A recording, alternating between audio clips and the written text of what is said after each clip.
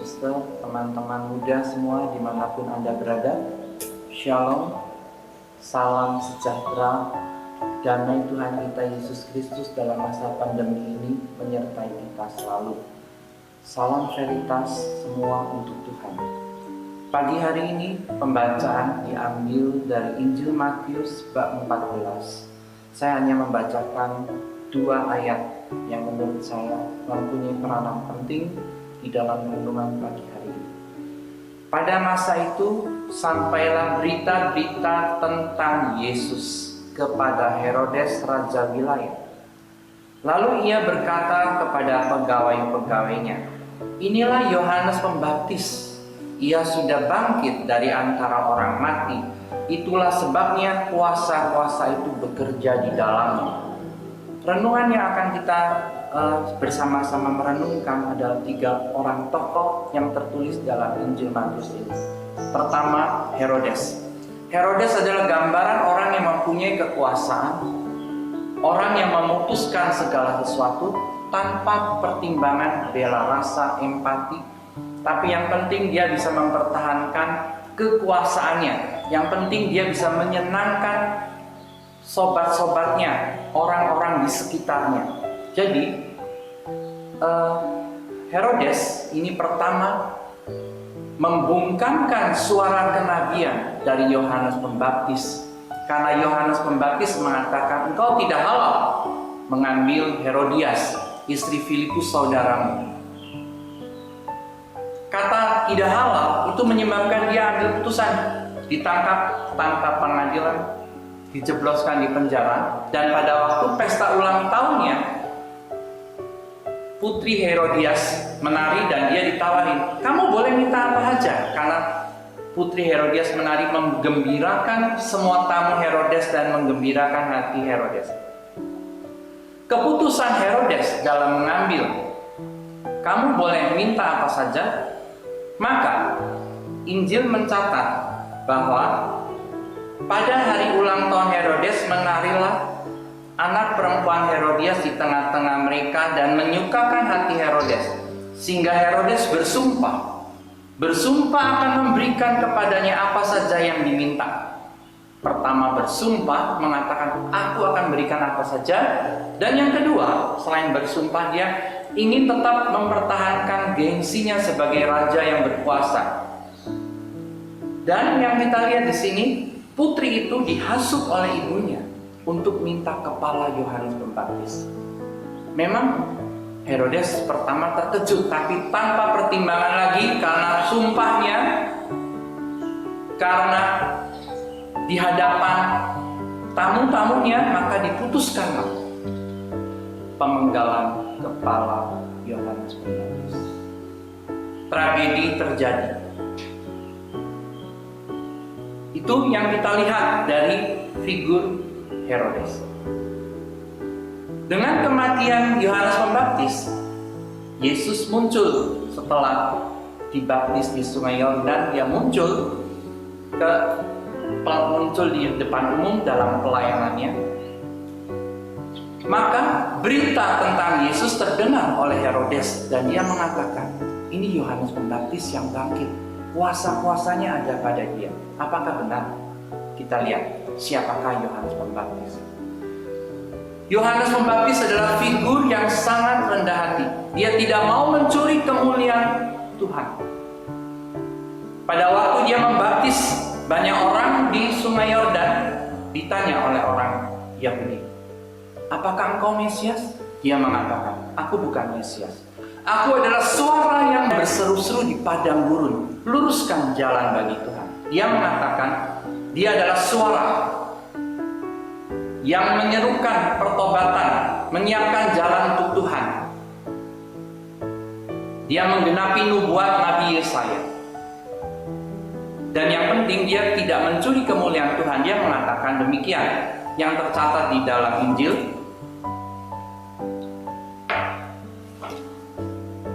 "Aku membaptis kamu dengan air, tanda pertobatan. Tetapi ia yang datang kemudian daripadaku lebih berkuasa daripadaku," maksudnya Yesus,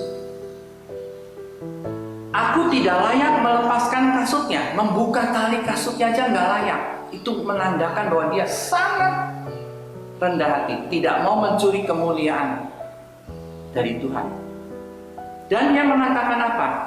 Aku membaptis kamu dengan air tanda pertobatan. Yesus membaptis kita semua dengan Roh Kudus dan api. Dan dia lebih mengatakan lagi di dalam Injil Yohanes, dia harus semakin besar. Ia harus makin besar, tapi aku harus makin kecil. Itu tanda kerendahan hati yang luar biasa. Dia sangat tahu diri bahwa dia bukan Mesias, tapi dialah yang menyiapkan jalan untuk kedatangan Mesias. Apa yang bisa kita lihat lagi dari Yohanes Pembaptis selain kerendahan hati adalah iman dari Yohanes Pembaptis. Di dalam Injil dia kata begini, Yohanes melihat Yesus datang kepadanya dan ia berkata, lihatlah anak domba Allah yang menghapus dosa dunia. Pengungkapan iman Yohanes Pembaptis ini diambil oleh gereja di dalam perayaan Ekaristi. Sebelum menyambut komuni kita diingatkan, inilah anak domba Allah yang menghapus dosa dunia. Ini adalah ungkapan iman dari Yohanes Pembaptis. Pengungkapan iman dari Yohanes Pembaptis ini menjadi iman gereja. Sehingga di dalam masa pandemi ini, mari kita merayakan misa walaupun secara online dengan sungguh-sungguh, karena kita sungguh membutuhkan anak domba Allah. Mengapa? Karena dia adalah jalan. Yesus adalah jalan, kebenaran, dan hidup. Barang siapa mau datang kepada Bapa harus melalui dia. Itu ungkapan Yesus sendiri mengatakan begitu. Itu iman pertama dari Yohanes Pembaptis. Yang kedua, aku telah melihat Roh turun dari langit seperti merpati dan tinggal di atasnya. Dan dia yang akan membaptis dengan Roh Kudus. Yohanes memberi kesaksian bahwa dia telah melihat waktu membaptis Yesus ada merpati turun padanya, dan dia mengatakan kalau ada orang yang mengalami roh turun di atasnya, maka dia memberi kesaksian, ia ini adalah anak Allah. Tercatat dalam Injil Yohanes. Dia memberi kesaksian, Yesus adalah anak Allah. Jadi sebelum pengungkapan iman para rasul, Yohanes Pembaptis sudah mengungkapkan iman Yesus anak Allah. Sebenarnya yang kita lihat ada satu ayat yang saya ingin tekankan.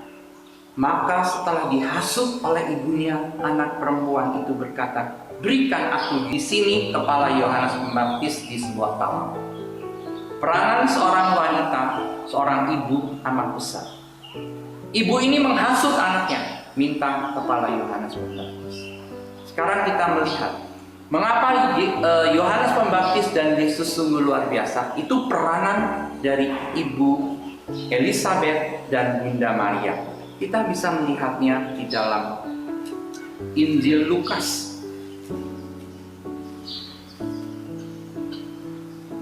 Pada waktu Elisabet dikunjungi oleh Bunda Maria, dia mengatakan begini, ketika Elisabet mendengar salam Maria, melonjaklah anak yang di dalam rahim. Elisabet pun penuh dengan Roh Kudus. Ingat, Elisabet penuh dengan Roh Kudus. Roh Kudus, Roh Allah sendiri yang mengatakan, diberkatilah engkau di antara semua perempuan, dan diberkatilah buah rahimmu. Elisabet mengungkapkan, diberkatilah engkau di antara semua perempuan, dan diberkatilah buah rahimmu. Itu karena dorongan Roh Kudus. Ini menjadi bagian dari doa salam Maria. Sehingga mari kita dalam masa pandemi ini punya waktu bersama Bunda Maria, mendoakan, mendaraskan Rosario Suci yang merupakan intisari Injil dengan penuh kekuatan iman kita, karena kita percaya Rosario menolong kita, menguatkan kita, membantu kita dalam pandemi. Tidak ada cara lain. Kemudian Elizabeth juga mengatakan, siapakah aku ini sampai ibu Tuhanku mengunjungi aku? Sebab sesungguhnya ketika salammu sampai ke telingaku, anak di dalam rahimku melonjak kegirangan. Jadi pada waktu peristiwa Bunda Maria mengunjungi Elizabeth, pertemuan dua wanita yang luar biasa ini mengakibatkan Yohanes Pembaptis dalam kandungan Elizabeth melonjak kegirangan karena telah melihat Yesus. Karena dia telah melihat mempelai laki-laki. Dia menamakan Yesus, Yohanes Pembaptis, mempelai laki-laki, dan dia menamakan dirinya sahabat mempelai laki-laki. Dia harus makin besar, aku harus makin kecil. Dan Maria diberi gelar Ibu Tuhan. Ini luar biasa. Berikutnya, bagian terakhir, kita melihat figur Yesus. Yesus adalah jalan, kebenaran, dan hidup. Di dalam Injil Matius bab 14 tadi, berita tentang Yesus. Herodes mendengar berita tentang Yesus. Kita juga harus mendengar berita tentang Yesus. Berita tentang Yesus secara full, secara benar, secara tidak dipilih-pilih, secara dari awal sampai akhir, lewat firman-Nya, lewat Ekaristi, kita mendengar berita itu. Mendengar bahwa Yesus selalu memanggil kita untuk datang kepadanya dalam masa pandemi ini, dalam masa kesulitan ini. Datang padaku, hai kamu yang letih lesu berbeban berat, aku memberikan kelegaan. Kepada Yesus, datang kepada Yesus ada kelegaan, ada damai. Karena Yesus mengatakan, aku adalah Raja Damai, aku adalah Gembala. Yesus menamakan dirinya Gembala, maka dia memelihara saya dan Anda. Walaupun dalam masa pandemi ini, memelihara kita semua, menjaga kita. Maka dalam masa kesulitan ini, datang kepada siapa lagi kalau bukan datang kepada Tuhan Yesus? Datanglah kepada Tuhan Yesus karena dia memberikan kelegaan, memberikan damai. Dan mintalah doa dari Bunda Maria, karena ini adalah figur ibu yang luar biasa.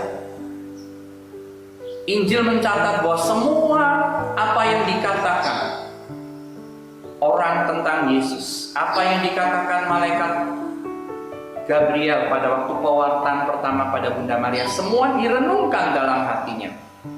Maria mempunyai hati yang merenungkan sabda Tuhan.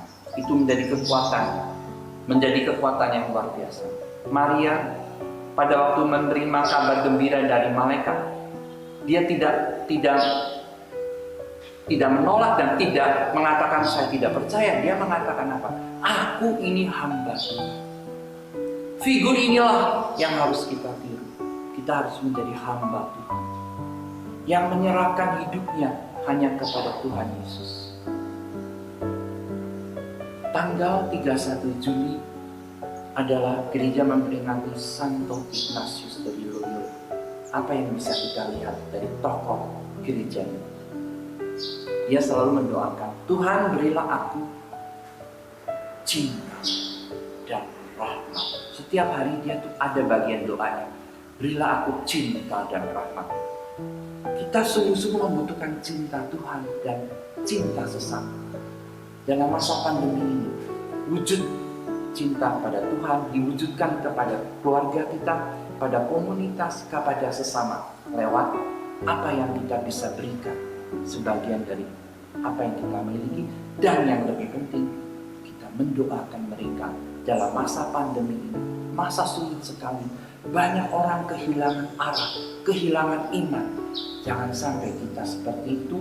Mari kita tetap memegang Tuhan Yesus, berpegang pada Tuhan Yesus, dan minta doa Bunda Maria dalam masa sulit ini. Kita percaya Tuhan Yesus, Gembala kita, akan membawa kita ke padang rumput yang hijau, ke air yang tenang. Walaupun kita melewati lembah kekelaman, aku tidak takut bahaya, karena Dia hadir dalam kehidupan. Dan yang terakhir, Dia akan memberi jaminan, akan aku aku akan diam dalam rumah Tuhan. Ini luar biasa ibu kita. Bapak, Ibu, Suster, teman-teman muda di mana Anda berada, marilah kita dalam masa pandemi ini, mari mendekatkan diri hanya kepada Tuhan lewat Ekaristi online, karena kita harus berdoa di rumah. Taatilah apa yang diminta oleh pemerintah. Dengan mentaati itu kita menyelamatkan diri kita dan menyelamatkan sesama. Rosario, karena Rosario inti solidaritas. Selamat memasuki bulan Agustus, bulan penuh pengharapan, bulan penuh rahmat Tuhan. Tuhan Yesus berkati kita. Saya akan nyanyikan lagu terakhir sebagai ungkapan iman. Terima kasih